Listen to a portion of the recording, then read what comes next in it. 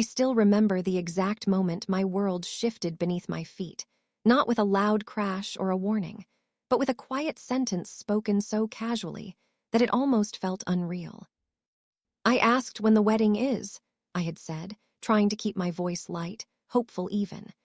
There was a smile on my lips, the kind mothers wear when they imagine their daughter dressed in red, walking toward a future filled with love. There was a pause on the other end, a pause that now feels like the last breath of the life I knew. "We got married yesterday." Yesterday. The word echoed in my mind, hollow and distant, as if it had been dropped into a deep well. For a moment, I thought I hadn't heard correctly. Perhaps the line had cut. Perhaps she meant something else. Perhaps. "Yesterday," I repeated, my voice barely a whisper now. "Yes," she replied, her tone calm, almost indifferent. "It was simple. We didn't want any drama." Drama. I stood there, holding the phone, my fingers trembling slightly. The walls around me felt unfamiliar, like they belonged to someone else's life. My chest tightened, not with anger, but with something far more painful: absence. "No invitation," I managed to ask. There was another pause, shorter this time. "It just happened quickly. You wouldn't have understood." You wouldn't have understood. Those words cut deeper than anything else she could have said. Because all my life, I had tried to understand.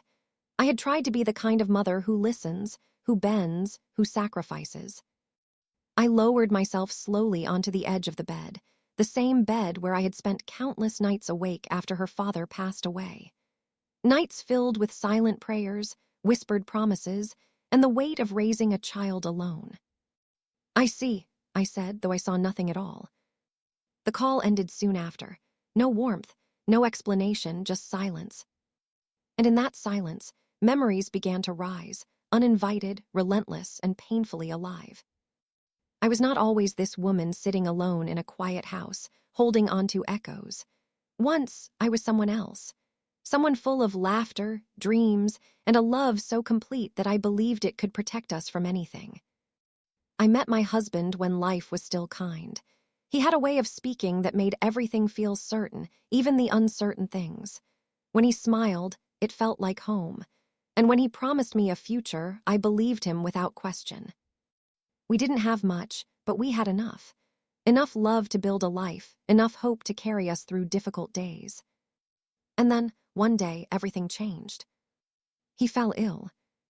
At first, it was small things. A cough that wouldn't go away. A fatigue that lingered longer than it should. We ignored it, like people often do when they are afraid of what the truth might be. But the truth has a way of revealing itself. By the time we reached the hospital, it was already too late. The doctors spoke in careful words, their expressions heavy with something they didn't want to say out loud. I remember sitting beside his bed, holding his hand, feeling how fragile it had become. This was the same hand that had once held mine with strength, with certainty. "Don't worry," he whispered to me, even then trying to comfort me. "You're stronger than you think." I shook my head, tears blurring my vision. "I'm not strong without you." He smiled faintly. "You'll have to be, for her." For her. Our daughter. She was still so small then, too young to understand why her father could no longer lift her into his arms, why his laughter had grown quieter, why the house had started to feel heavy with something unspoken. The day he left us, the world didn't stop. That's what hurt the most. People still walked outside. Cars still passed by. The sun still rose the next morning as if nothing had happened. But inside me, everything had ended. I became a widow before I had even learned how to live without fear. And from that day on, my life was no longer mine. It belonged to her. Every decision I made, every sacrifice I endured, every tear I swallowed, it was all for her. I told myself that if she could grow up happy, if she could build a life free from the pain I had known, then everything I had lost would mean something. I worked tirelessly, taking on whatever I could. There were days when my body ached and nights when sleep refused to come, but I never let her see that. To her, I was always strong, always present, always enough. Or at least I thought I was. As the years passed, she grew. And with her, the distance between us grew too, slowly, quietly, like a crack in a wall that no one notices until it becomes too wide to ignore. She stopped sharing little things, then bigger things, and eventually she stopped sharing anything at all. I told myself it was normal. Children grow up, they become independent, they build their own worlds. But I never imagined that one day I would no longer be a part of hers. And now, sitting here with the echo of her words still lingering in the air. We got married yesterday. I realized that perhaps I lost her long before that moment. I just didn't know it. The house feels emptier than it ever has, even more than the day her father died. Because grief for the dead is different. But this is grief for someone who is still alive. And somehow, that hurts even more. I look around at the walls filled with memories, her childhood photos, her school achievements, the small moments I held onto as proof that everything I did was worth it. And I wonder, at what point did I become a stranger in my own daughter's life? I did not cry immediately after the call ended, and that frightened me more than anything else, because I have always been a woman who cried easily, who allowed her heart to soften and break and heal again through tears.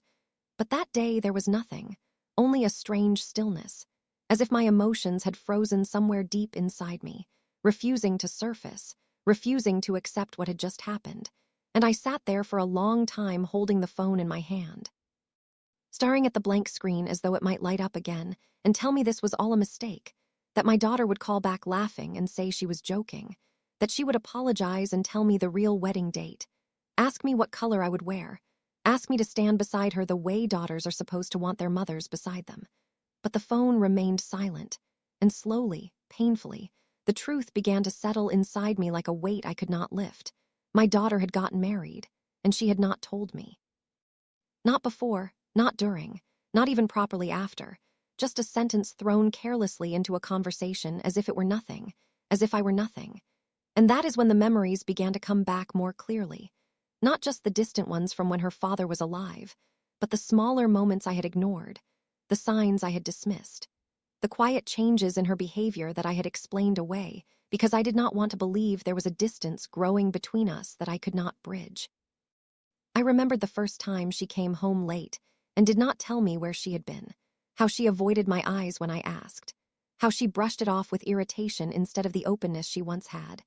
I remembered the times she would lock her phone quickly when I entered the room, the way her laughter had changed, no longer shared with me but with someone else on the other end of a screen, someone I did not know, someone she chose to keep hidden from me, and I told myself it was normal. That every child has secrets, that every young woman deserves privacy. I told myself that trust meant not asking too many questions, not pushing too hard, because I was afraid that if I did, I might push her away. And now I realize that in trying so hard not to lose her, I may have already been losing her piece by piece without even realizing it.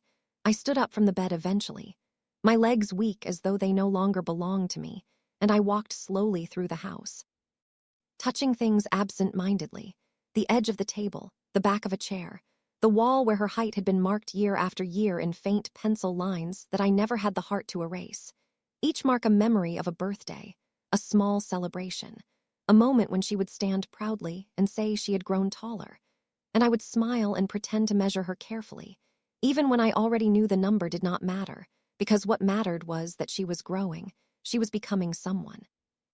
And I believed that someone would always need me, always come back to me, always remember the woman who had given her everything she had.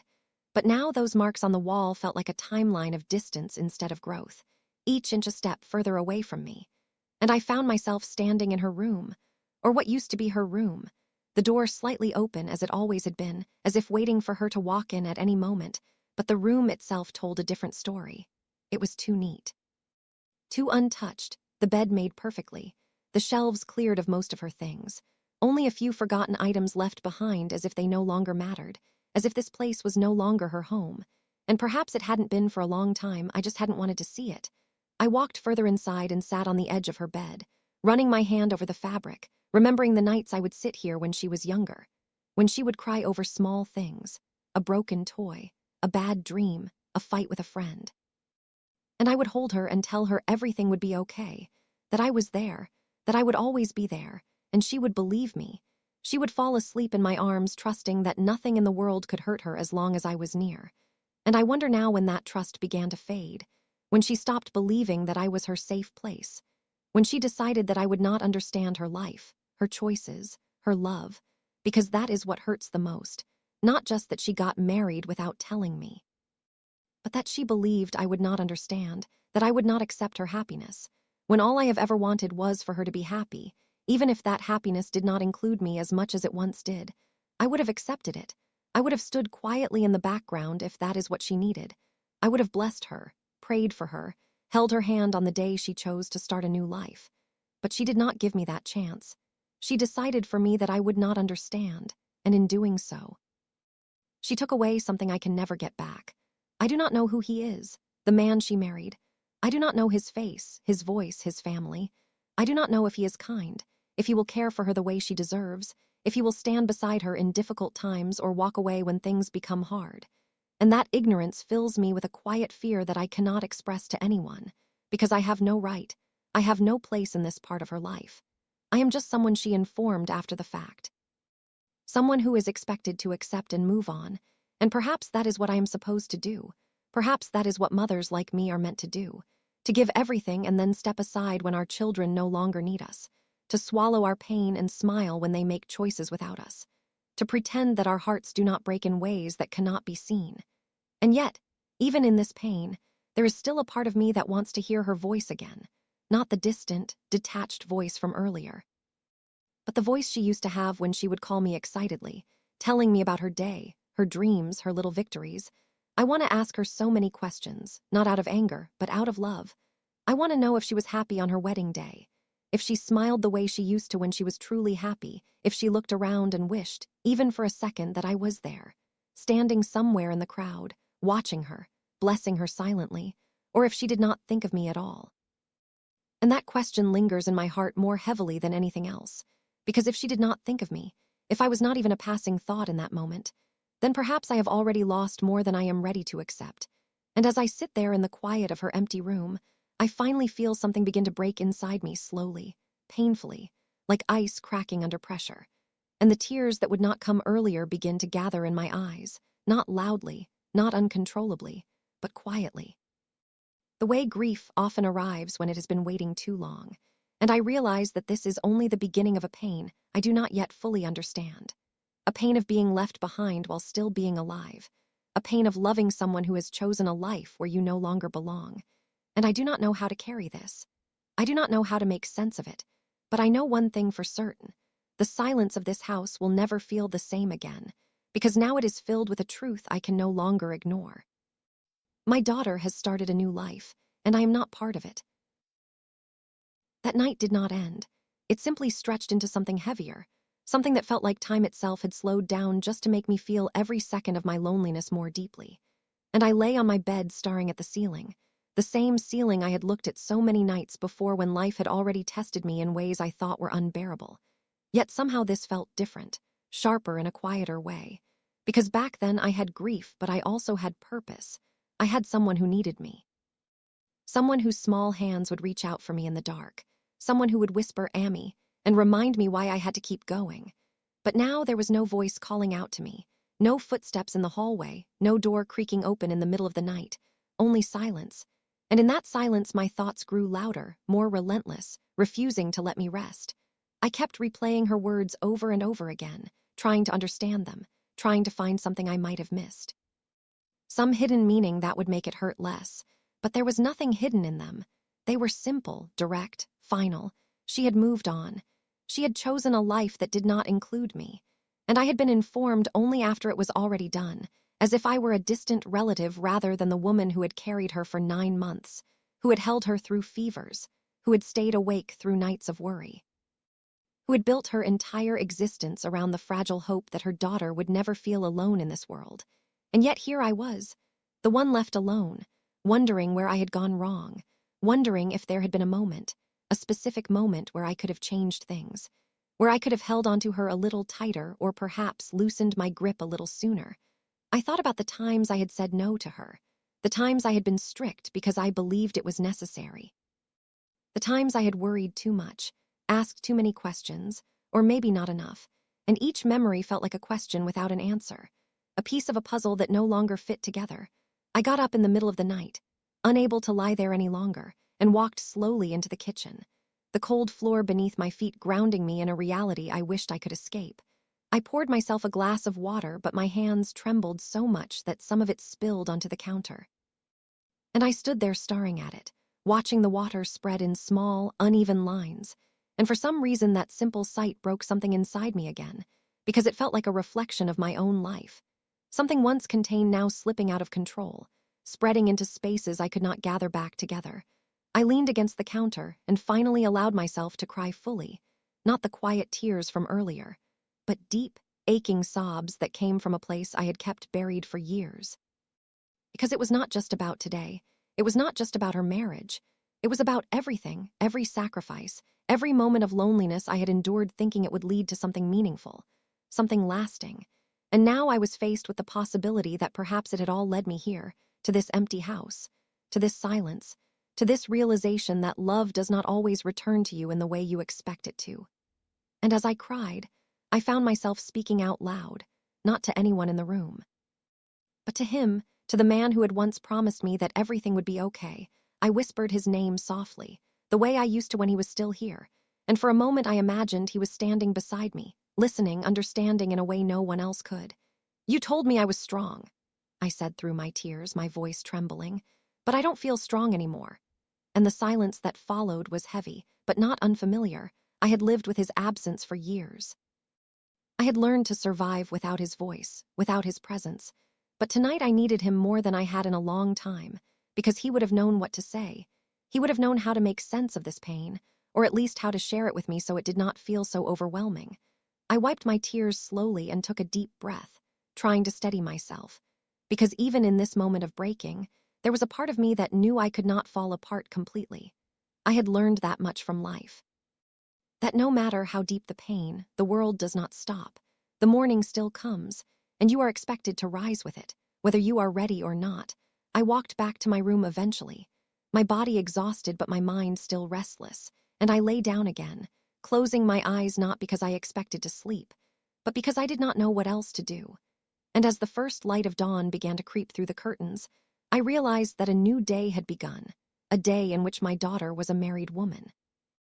Living a life I knew nothing about, sharing her world with someone else, building memories that did not include me, and that thought settled inside me with a quiet heaviness, not as sharp as before, but deeper, more permanent, like something that would not fade easily. And I understood then that this was not a moment of pain that would pass quickly. This was something that would stay with me, something I would have to learn to live with, just as I had learned to live with the loss of my husband. But unlike that loss, this one came with questions, with uncertainties, with a longing that could not be resolved because she was still out there, still alive, still within reach and yet completely out of my world. And that distance felt more unbearable than any final goodbye. I turned my face toward the window, watching the light grow stronger, and I whispered softly to myself, not out of hope but out of habit, "She will call again." But even as I said it, I did not know if I believed it. And that doubt was perhaps the most painful part of all. The morning arrived quietly, as if it did not want to disturb the heaviness that had settled inside me, and I found myself moving through the house in a slow, mechanical way, doing the same small things I had always done, yet feeling as though none of them belonged to me anymore. I made tea but forgot to drink it while it was still warm. I opened the windows but did not notice the breeze. I picked up things and put them back down without purpose. And all the while my mind remained fixed on one thought that refused to leave me. She is married now. My daughter is married, and I was not there. I was not part of that moment. I did not see her as a bride. I did not hold her hand. I did not pray for her before she stepped into a new life. And that absence began to feel like a wound that would not close, because it was not just something I had missed. It was something that had been taken from me without warning, without explanation. And I kept wondering how she must have looked, whether she wore something simple or something beautiful, whether her eyes were filled with happiness or nervousness, whether she searched the room even for a brief second thinking of me, or if she stood there completely certain that I did not belong in that moment. And the more I thought about it, the more a quiet ache spread through me, not anger, not even resentment, but a deep sadness that I could not share with anyone. Because there was no one who would understand it the way a mother does, I sat down again near the window, holding the cup of tea that had long gone cold, and I let my thoughts drift back to the years that had passed between us, trying to trace the path that had led us here. I remembered how she used to sit beside me in the mornings, her hair messy, her voice still soft with sleep, asking me what I was making for breakfast, telling me about her dreams, sometimes silly, sometimes strange, but always shared with me as if I were the center of her world. And I held on to those memories for so long, believing they would remain unchanged, believing that no matter how much she grew, there would always be a part of her that needed me in that same way. But life does not stay still. Children do not remain small, and somewhere along the way she began to build a life beyond me, a life filled with people, thoughts, and emotions I was no longer part of, and perhaps that is natural. Perhaps that is what is meant to happen. But what I cannot understand is how that natural distance turned into complete silence, how it became possible for her to make the biggest decision of her life without even thinking to include me. I tried to recall the last real conversation we had, not the short, surface-level exchanges we had grown used to, but a true conversation where she opened her heart to me, and I struggled to find one. It had been so long that I could not even remember the details, only a vague feeling that once we had been close. Once she had trusted me with everything, and that realization brought with it a quiet guilt, because I began to wonder if I had done something to lose that trust, if there had been moments when she needed me and I was too tired, too distracted, too lost in my own struggles to see it. After her father died, I had become so focused on survival, on providing, on making sure we had enough to get through each day, that perhaps I had missed the emotional needs she could not express. Perhaps I had been present in body, but not always in the way she truly needed, and that thought lingered in my mind like a shadow, because it suggested that maybe this distance was not sudden, not unexpected, but something that had been forming quietly over years, something I had not noticed until it was too late. I stood up and walked again toward her room, drawn to it without even thinking, and as I stepped inside, I noticed something I had overlooked before, a small box placed at the back of her shelf, partially hidden as if it had not been meant to be seen. I hesitated for a moment, my hand hovering over it, unsure whether I had the right to open it, unsure whether I was about to step into a part of her life she had deliberately kept from me.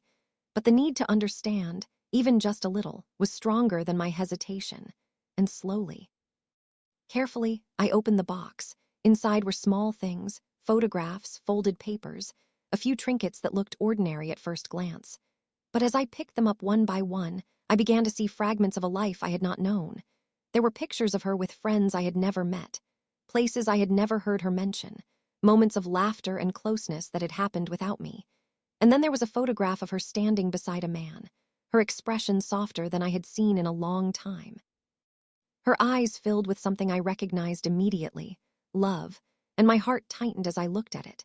This must be him, the one she married, the one she chose to build a life with, and I realized in that moment just how much I did not know about my own daughter, how many pieces of her life existed completely outside of me. And yet, as painful as that realization was, there was also something else, something quieter.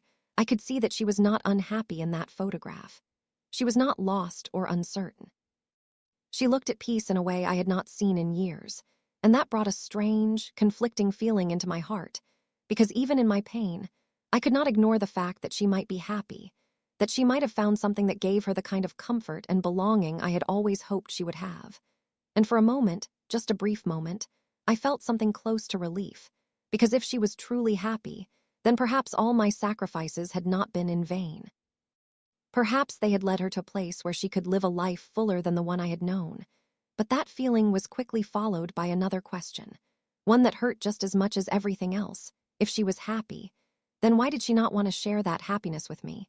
Why did she feel the need to keep it hidden, to build it quietly and reveal it only when it was too late for me to be part of it?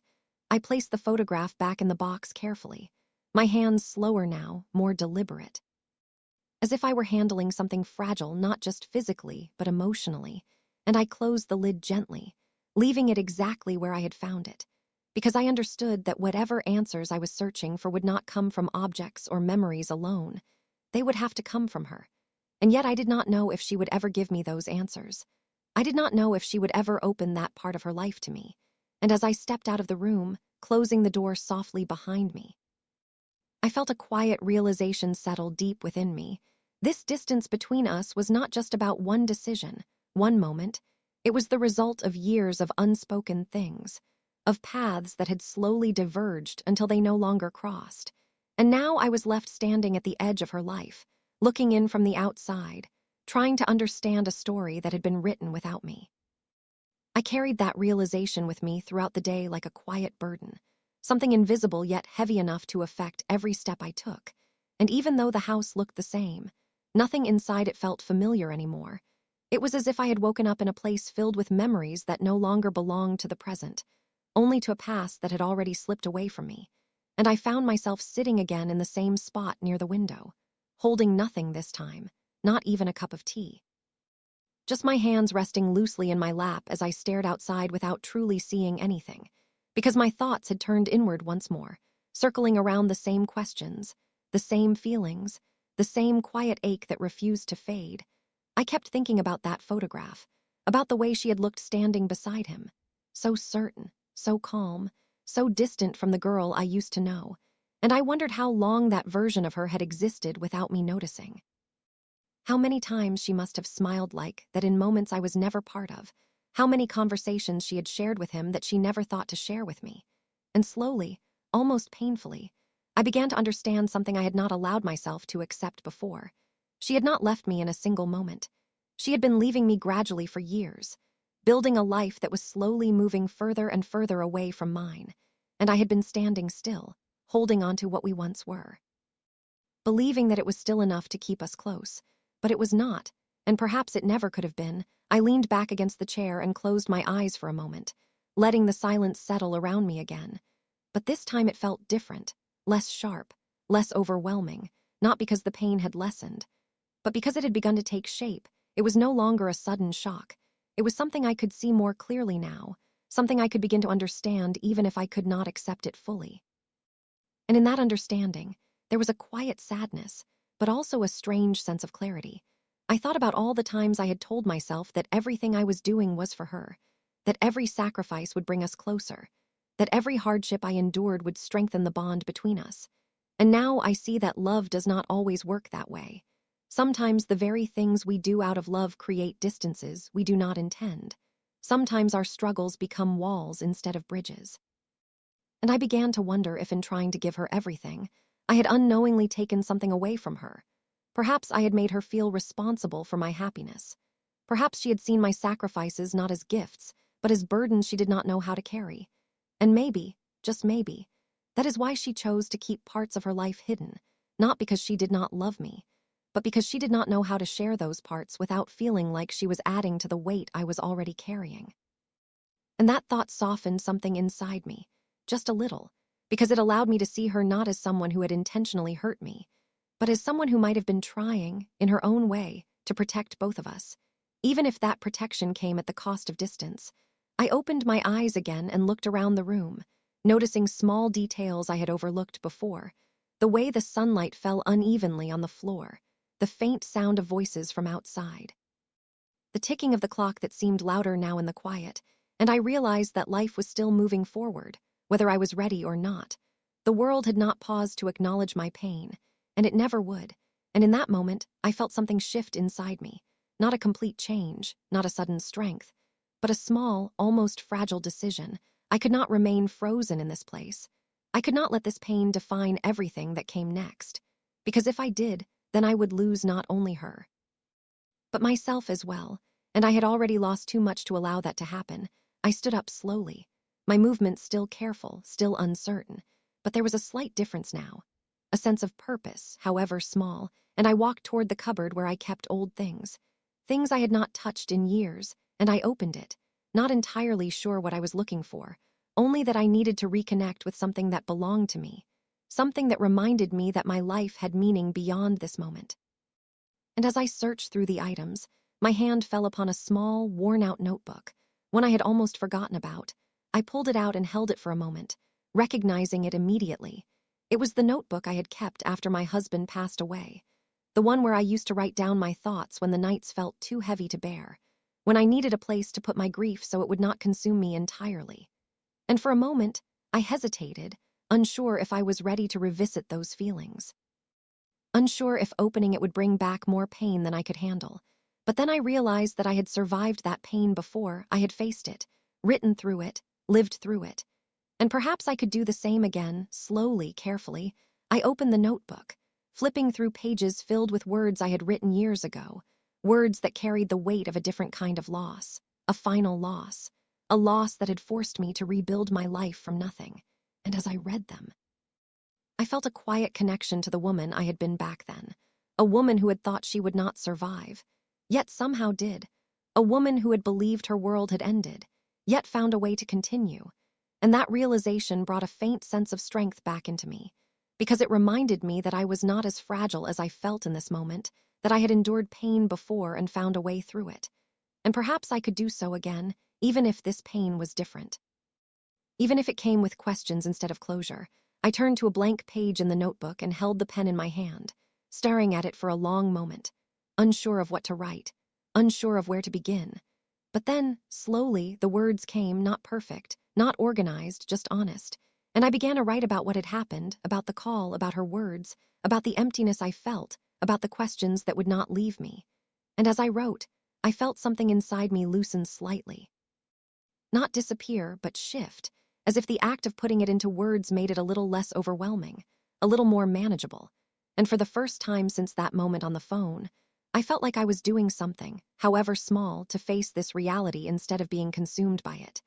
And when I finally set the pen down, I looked at the page in front of me, filled with my handwriting, filled with my pain, and I realized that this might be the only way I could move forward, not by forgetting. Not by pretending everything was fine, but by allowing myself to feel it, to understand it, to slowly make sense of it in whatever way I could. Because even though my daughter had chosen a path that did not include me the way I had hoped, my life did not end there. It could not end there.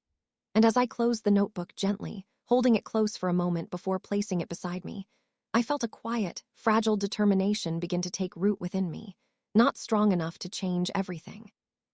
Not strong enough to erase the pain, but strong enough to take one small step forward. And for now, that was enough. The days that followed were quieter, yet not empty. They carried a rhythm I was beginning to recognize, a rhythm that allowed me to exist with both the weight of what had happened and the fragile hope that something could still grow between us. And I noticed that my mind, which had once been consumed by grief and anger, now had small spaces to wander, to imagine, to plan, and sometimes even to dream, small pieces of joy weaving themselves into the fabric of my days, as if reminding me that life could continue despite the losses I carried. I continued my practice of writing, each morning sitting with my notebook and pen, not just to record my pain, but to explore the quiet moments I had been overlooking, the sun catching on the kitchen window, the birds outside that chirped as if unconcerned by the burdens of the world, the small satisfaction of making tea just the way I liked it. And in those small observations, I began to feel a sense of presence, a connection to life itself that had been dulled for too long. And alongside this, I kept thinking about her, about the daughter who had called me, who had shared just enough to remind me that she still existed, that she still wanted a connection, even if it was not yet the one I had once imagined. And I realized that this was a delicate dance we were both performing, a careful negotiation of distance and closeness, a test of patience and courage, because neither of us had all the answers, neither of us knew exactly how to rebuild what had been broken, and yet, both of us were willing to try, and that willingness, however tentative, felt like a lifeline, like a thread that connected us even through the uncertainty. One afternoon, I received a small package in the mail, and though it was simple, I could feel the thought behind it, carefully wrapped, a little note tucked inside, her handwriting familiar and hesitant. "I hope you like this," it read, and I held the paper in my hands longer than necessary, reading and rereading it, feeling warmth and sadness and hope all mingling in my chest. And I understood that this was her way of reaching out without words spoken aloud, a small bridge between our worlds, and I held on to it as if it were fragile glass, because in its fragility, I recognized the strength it carried, the courage it took for her to do something so simple yet so meaningful. In that moment, I realized that our relationship, though strained and tested, was not irreparable. It was just evolving. Finding new forms, new ways to exist that we had not yet imagined, and that understanding brought both relief and a quiet determination to myself, that I would meet her halfway, that I would nurture this connection carefully, patiently, allowing it to grow on its own time, not rushing, not demanding, but simply being present. And as I set the note and package aside, I felt a quiet shift in my heart, a reminder that small gestures, small moments, have a power all their own. That love is not always loud or dramatic, that sometimes it is in the quiet acknowledgments, the careful attentions, the willingness to show up again and again, even when fear and past hurt try to hold you back. And that evening, as I sat with the notebook open once more, I began to write not about the pain of losing her presence, but about the courage it had taken to reach toward her again, about the lessons I was learning in patience and resilience, about the ways my heart was slowly adjusting to a love that had changed, a love that was still mine but shared in a different form. And as the night deepened around me, I felt a quiet peace settle, not complete, not perfect, but enough to remind me that life could still hold beauty even in the midst of sorrow, and that even after distance, even after choices that had cut me deeply, there remained a possibility, a fragile, precious possibility, that connection could be rebuilt, that understanding could grow, that love in its many forms could endure. And with that thought, I closed my notebook, placing it gently on the table, and I allowed myself to rest, holding on to the small hope that tomorrow, and the days after that, would offer more steps forward, small, careful steps, toward the daughter I still cherished, toward the life I was learning to live again. For a few moments after hearing her voice, I forgot everything I had planned to say, all the questions, all the emotions, all the nights I had spent imagining this conversation. They disappeared, leaving behind only a quiet awareness of her presence on the other end of the line. And I realized that sometimes the hardest part is not speaking, but beginning, because beginnings carry uncertainty, they carry the weight of everything that has not yet been said. And I did not know how to place my words without breaking something even more fragile between us. So I chose the simplest thing, something that felt safe, something that did not demand too much. How are you? I asked, my voice softer than I intended, almost hesitant, as if I were asking a stranger rather than my own daughter. There was a small pause before she answered, not long, but long enough for me to notice, long enough for me to feel that distance again. I'm fine, she said, her tone steady, controlled, and I nodded to myself even though she could not see me, holding on to that single word as if it carried more meaning than it did. Fine, I repeated silently, wondering what that meant for her now.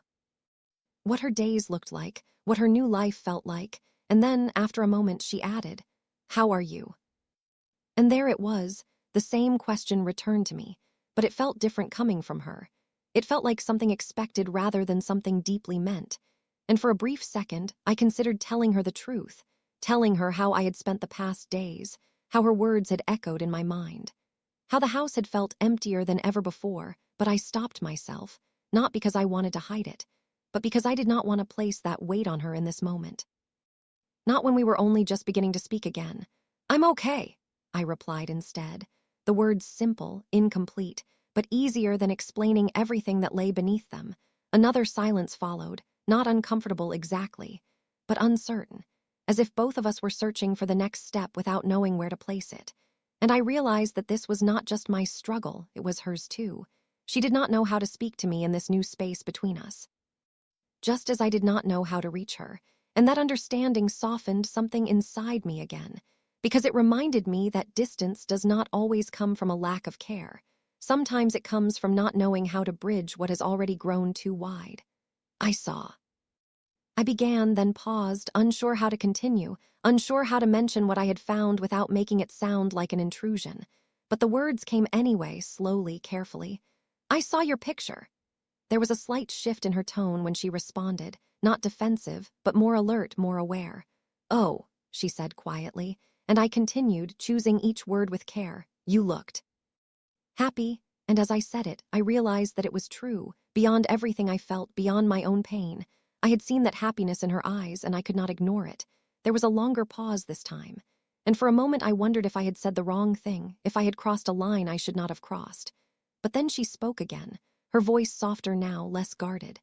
I am, she said, and those two words settled into me in a way I did not expect. They hurt, yes, because they confirmed that she had found a life I was not part of, but they also brought a quiet sense of relief, because all I had ever wanted was for her to be happy, even if that happiness did not include me in the way I had imagined, and I took a slow breath, letting that feeling exist without resisting it. That's good, I said gently, and for the first time in this conversation, my voice felt a little more steady, a little more certain, because in that moment I was not speaking from my pain, but from my love for her, and that love, despite everything, had not changed. Another silence followed, but this one felt different, not as tense, not as uncertain, just quiet, as if both of us were adjusting to this new way of speaking. And then, after a moment, she said something I had not expected, something that carried more honesty than anything she had said before. I didn't know how to tell you. Her voice was still soft, but there was something else in it now, something closer to vulnerability. And I closed my eyes for a brief second, taking in those words, because they answered a question I had been carrying since that first moment, not completely, not fully, but enough to begin understanding. I thought. She continued, then hesitated as if she were unsure how much to say. I thought you wouldn't accept it. And there it was, the belief that had shaped her decision, the fear that had kept her from including me, and it hurt, not because she said it, but because she believed it, because somewhere along the way, I had become someone she thought would not understand her happiness. And I realized then that this was not just about what she had done. It was about what she felt, what she feared, what she believed about me. And I knew that if I wanted to change anything between us, I had to begin here, not with accusations, not with questions, but with something else, something simpler, something more honest. You could have told me, I said quietly, not as a complaint, but as a truth, and there was no anger in my voice, only a quiet sadness, and she did not respond immediately. But I could feel that she was listening, really listening this time, and I continued, my words slow but steady. I may not have understood everything, but I would have tried. And as I said it, I realized that this was the heart of everything, not perfection, not complete agreement, but willingness to try, to listen, to be there even when things are not easy. And for a moment, there was only silence again, but this silence felt different from all the others. It felt like something was shifting, something small but important. And when she finally spoke, her voice carried a softness I had not heard in a long time. I know, she said. And those two words, simple as they were, felt like the beginning of something, not a solution, not a complete understanding, but a step, a small, fragile step toward each other. And as I stood there holding the phone, listening to her, I realized that maybe this distance between us was not as final as it had felt. Maybe there was still a way to rebuild something, not exactly what we had before, but something new, something that would take time, patience, and a different kind of strength. And for the first time since that call days ago, I felt a small sense of hope, not strong enough to erase the pain, but enough to remind me that the story between us was not over yet. After she said those words, I know, something shifted between us in a way I could not fully explain. It was not a sudden closeness, not a return to what we once had, but it was no longer the same distance that had surrounded us before. It felt like standing on opposite sides of a bridge that had been broken for a long time. And for the first time, there was a quiet understanding that perhaps both of us were willing to take a step toward repairing it, even if we did not yet know how. And I held on to that feeling carefully, afraid that saying too much, asking too much, might cause it to disappear. So I allowed the conversation to move slowly, naturally, without forcing it into something it was not ready to become. How is everything? I asked gently, leaving the question open, giving her the space to answer in whatever way she felt comfortable, and there was a brief pause before she spoke again. But this time her voice did not carry the same distance as before.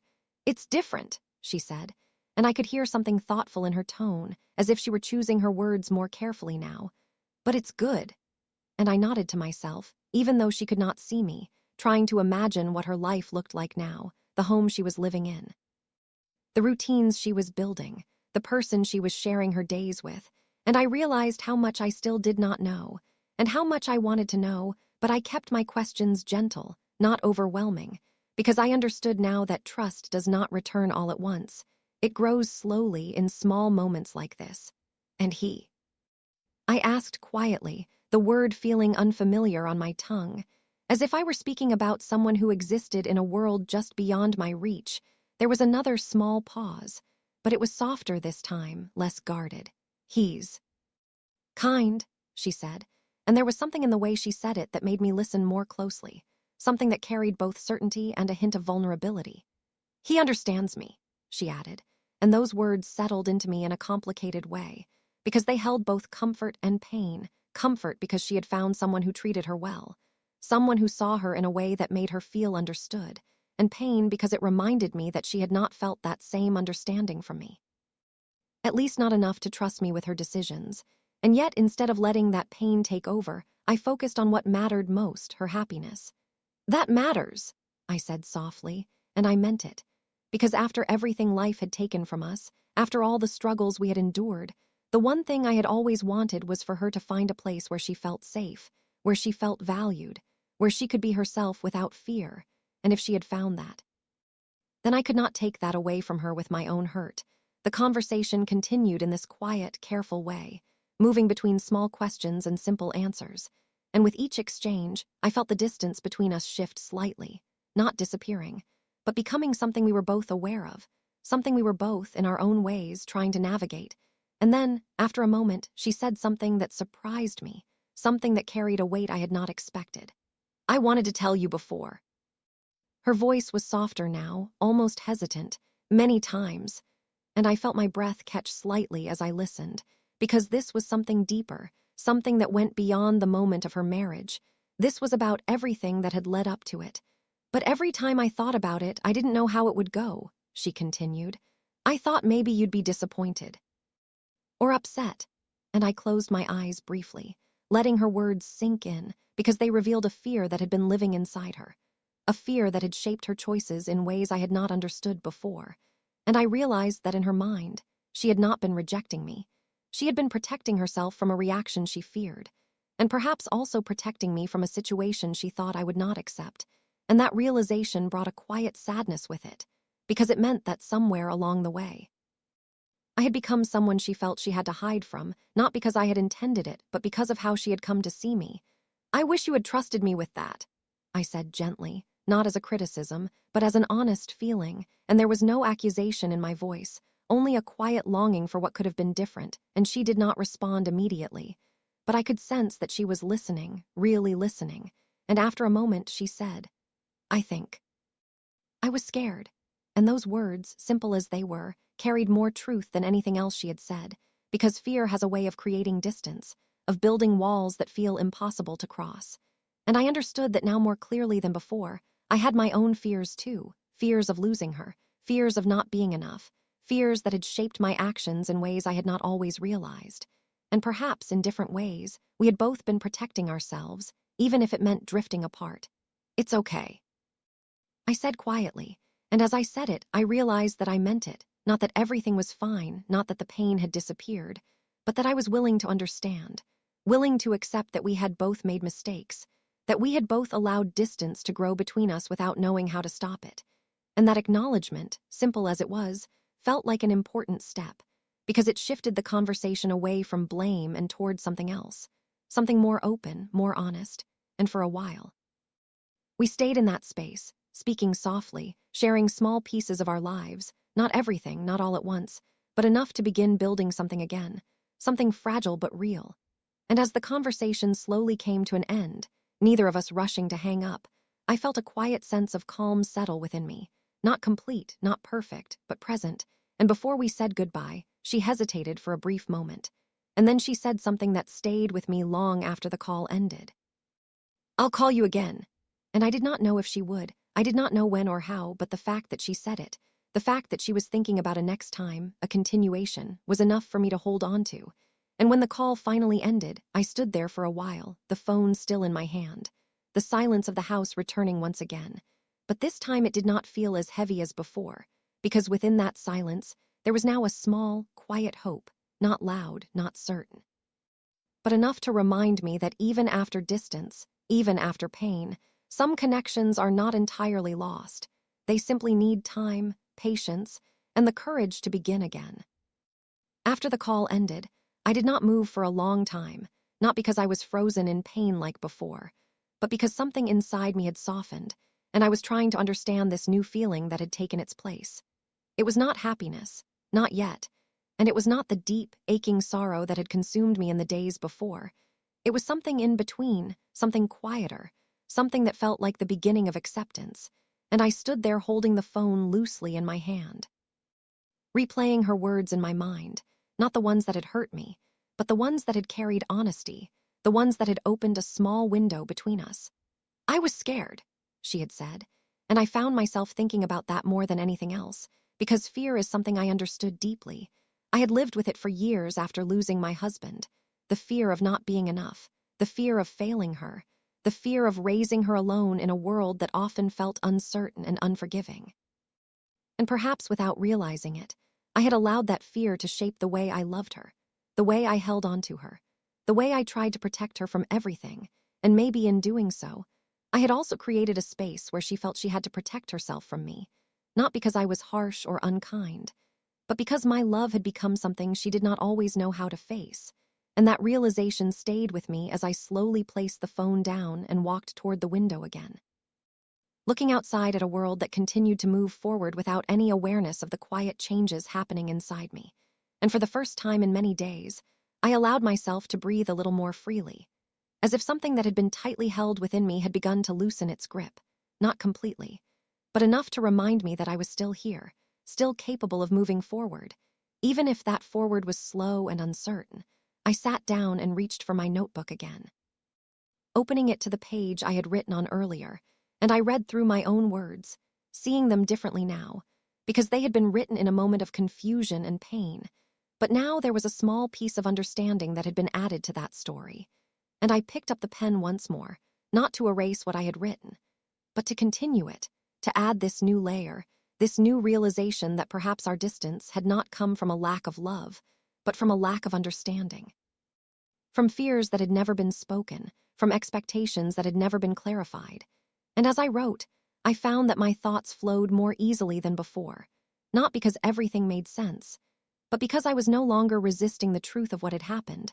I was beginning, slowly, to accept it as part of our story, not the end of it, but a chapter that needed to be understood before anything else could grow. The day passed quietly after that, but it felt different from the days before. I noticed small things again, the way the light changed as the afternoon turned into evening, the faint sounds of life outside the house, the rhythm of my own movements as I went about simple tasks. And while the emptiness was still there, it no longer felt like something that would swallow me whole. It felt like something I could carry, something that would always be a part of me but would not define everything. And later that evening, as I sat alone once again, I found myself thinking not just about the past or the present, but about the future, something I had not allowed myself to do since that first call, because the future had felt uncertain, almost frightening. But now, there was a small shift in that feeling, a possibility, however fragile, that things could change, that this connection between us, though strained, was not completely broken. And I realized that rebuilding something like this would not happen through one conversation. It would take time, patience, and a willingness from both of us to keep trying, even when it felt difficult, even when old fears tried to pull us back into silence. And I knew that I could not control her actions. I could not force her to share more than she was ready to share. I could not demand a place in her life that she was not yet prepared to give. But I could control my own actions, my own openness, my own willingness to be there without judgment, without pressure. And that realization gave me a sense of quiet strength. Not loud or overwhelming, but steady, something I could hold on to as I moved forward. The night grew deeper, and as I prepared to rest, I found myself standing once more at the door of her room. But this time, I did not feel the same sharp ache as before. I did not feel like I was standing outside something I had lost completely. Instead, I felt like I was standing at the edge of something that was still uncertain, still fragile, but not entirely gone. And I opened the door slowly, stepping inside, looking around at the familiar yet distant space, and I realized that this room did not have to remain a symbol of absence. It could also be a reminder of everything we had shared, everything that still connected us, even now. And I walked over to the shelf again, glancing briefly at the box I had opened before. But this time, I did not feel the need to open it, because I understood that the answers I was searching for would not come from the past alone. They would come from what we chose to do next. And as I turned to leave the room, I paused for a moment, placing my hand lightly on the doorframe, and I whispered softly, not out of desperation, but out of quiet hope, "We will find our way." And for the first time since everything had happened, those words did not feel empty. They felt possible, uncertain, fragile, but possible, and sometimes that is enough to begin again. The next morning felt different in a way I could not fully explain, not because everything had changed, but because something inside me had begun to settle, like a storm that had not completely passed, but was no longer raging with the same intensity. And I woke up with a quieter mind, one that still carried thoughts of her, of us, of everything that had happened, but those thoughts no longer overwhelmed me the moment I opened my eyes. Instead, they moved gently through me, like something I was learning to live with rather than something I was trying to escape. And as I sat up on my bed, I realized that this was what acceptance might feel like. Not a sudden peace, not a complete understanding, but a slow, steady willingness to face reality without resisting it. And I carried that feeling with me as I went through my morning, making tea, opening the windows, letting the light fill the rooms that had once felt so heavy.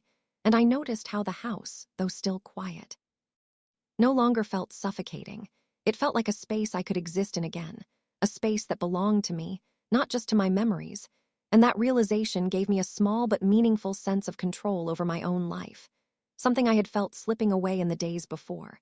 And as I sat with my tea, I found myself thinking about what came next, not just in terms of her, but in terms of myself, because for so long, my identity had been tied to being her mother, to raising her, to building my life around her needs. And now, I was being faced with a different reality, one where she had her own life, her own choices, her own world that did not revolve around me. And I realized that I needed to rediscover who I was beyond that role, not to replace it, because being her mother would always be a part of me, but to expand beyond it, to find a sense of purpose that did not depend entirely on her presence in my daily life. And that thought was both unfamiliar and necessary, because I could not continue to live in a space defined only by what I had lost. I had to begin creating something new, something that belonged to me. And as I sat there reflecting on this, I remembered something I had not thought about in a long time. A small dream I once had, something I had set aside when life became too heavy with responsibilities. I used to enjoy teaching, not in a formal way, but in the small moments when I would help her with her studies, when I would explain things patiently, when I would see understanding light up in her eyes. And I had always felt a quiet satisfaction in those moments, a sense of purpose that went beyond just getting through the day. And somewhere along the way, I had forgotten that part of myself, buried it under the weight of survival.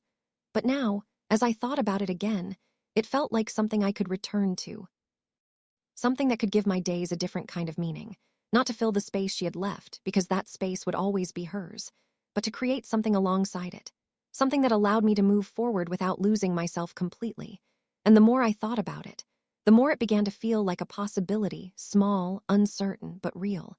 And for the first time in a long while, I felt a quiet sense of direction, not a clear path, but at least a step I could take. And as the day unfolded, I allowed myself to explore that thought further, looking at small opportunities, thinking about how I might begin, not rushing into anything, but opening myself to the idea that my life could still grow, could still change, even at this stage. And later in the afternoon, as I sat with my notebook once again, I found myself writing not just about my pain or my memories, but about these new thoughts, these small plans, these quiet hopes that were beginning to take shape. And it felt different. It felt lighter, as if I was not just looking back anymore, but also looking ahead. And that shift, however subtle, felt important, because it meant that I was not stuck. I was moving, slowly, carefully, but moving nonetheless. And in the middle of writing, my phone rang, the sound unexpected yet familiar, and my heart paused for a brief moment before I reached for it, a mixture of anticipation and nervousness rising within me. And when I looked at the screen and saw her name, I felt something warm and uncertain at the same time, because this was the moment she had spoken about. This was her reaching out again, just as she had said she would, and I answered the call without hesitation, my voice steady but soft. And as I heard her greet me on the other end, I realized that this, right here, was what mattered most, not the past that we could not change, not even the distance that still existed between us, but this willingness to continue, this effort to stay connected, to keep the conversation open, to slowly rebuild something that had once felt lost. And as we began to speak again, not perfectly, not effortlessly, but with a quiet sincerity that had not been there before, I understood that healing does not come from forgetting what has happened. It comes from choosing, again and again, to move forward despite it, to remain open despite the fear, to hold on to love even when it has been tested.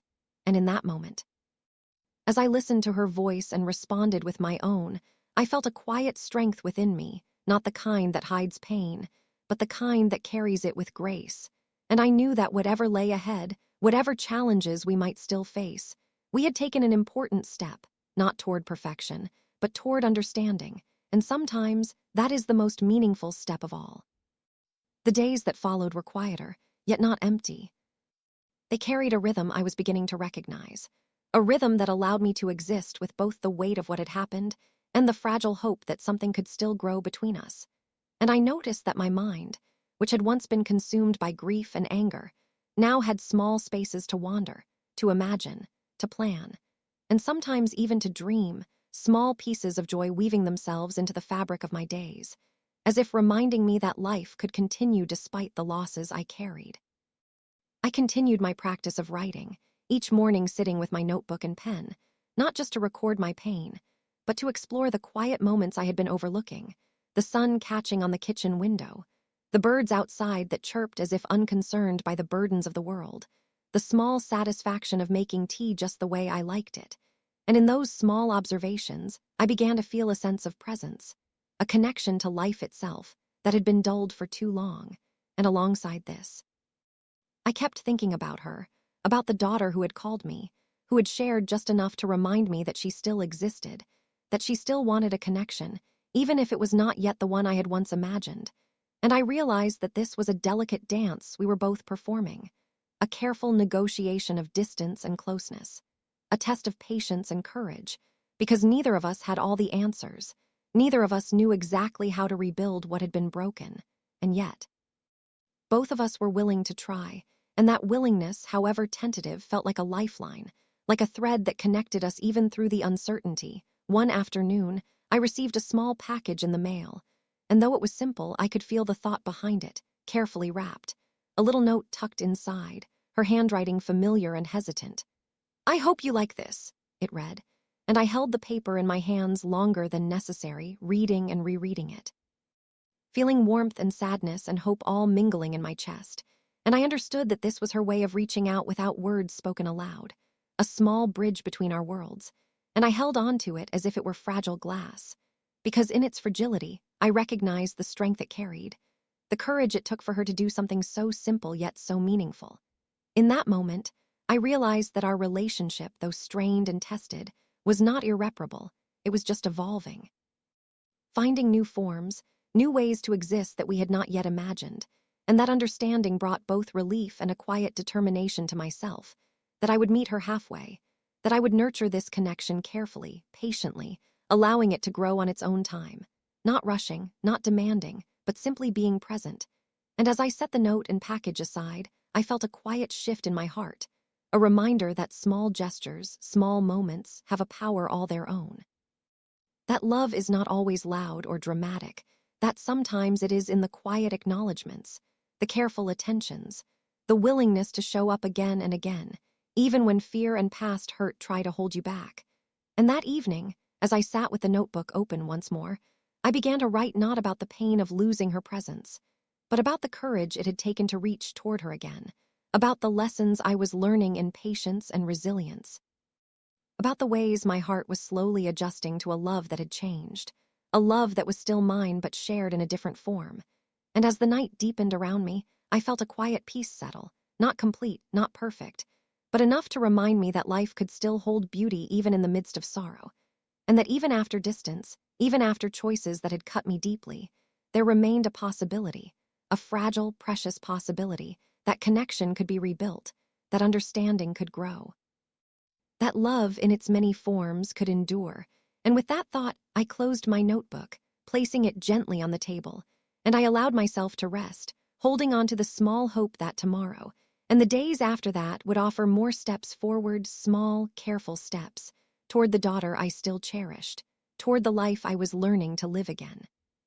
Time continued to pass, quietly, almost imperceptibly, and with each day, the tension that had once defined our relationship softened, not completely, not immediately, but enough for us to begin to breathe alongside one another again, to exist in the same world without fear or resentment defining every interaction.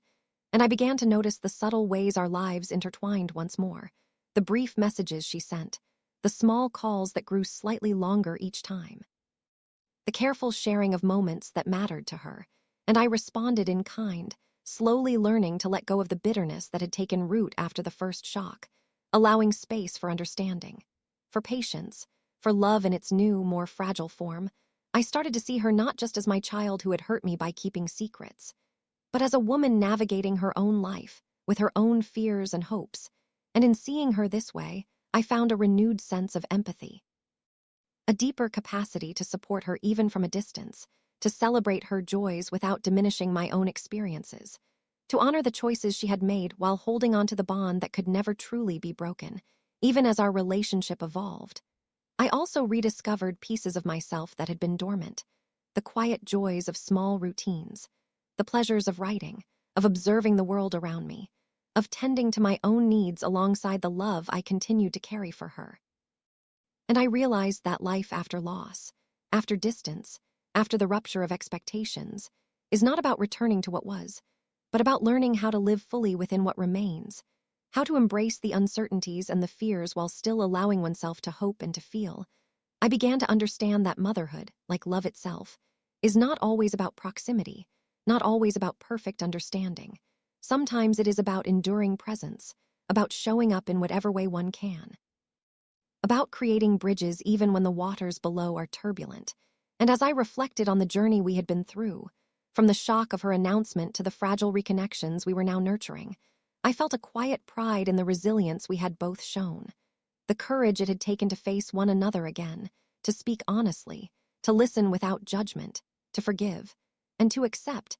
I realized that the hidden fortune of life is not always material. Sometimes it is the rediscovery of trust, the rebuilding of connection, the gentle unfolding of understanding.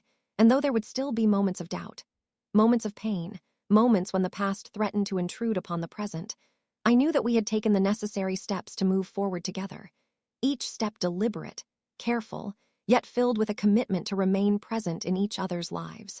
One evening, as I sat by the window watching the sunset, I thought about her, about how far we had come, and about how far we might yet go, and I whispered softly to myself, "We have found our way." Because even though the path ahead remained uncertain, it was ours to walk, step by step, conversation by conversation, moment by moment.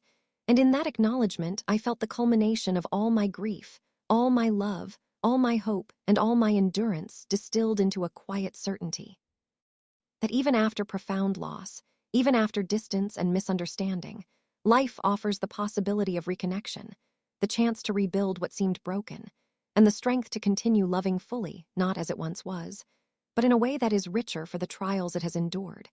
And as night fell and the world outside grew still, I sat with that knowledge, letting it fill the spaces inside me, letting it remind me that even in the face of absence, even in the shadow of sorrow, love remains resilient, patient and enduring, carrying us forward, carrying her forward, carrying me forward, until the story continues, not as it began, but as it must, shaped by all that has passed and all that still awaits us.